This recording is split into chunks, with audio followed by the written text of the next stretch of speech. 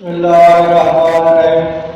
حضرت ابو سعید خدری رضی اللہ تعالیٰ عنہ نے ارشاد فرمایا کہ حضور کریم صلی اللہ علیہ وآلہ وسلم جب نماز سے فارغ ہوتے تو 3 بار فرماتے سبحان ربک رب العزت عما یصفون وسلام علی المرسلین والحمد للہ رب العالمین۔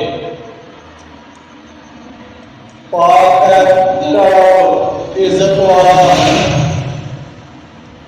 اور ایبوں سے جو کافر کہتے ہیں، اور سلام ہو سب رسولوں علیہ السلام پر، اور ساری تعریف اللہ پروردگار عالم کے لیے ہے۔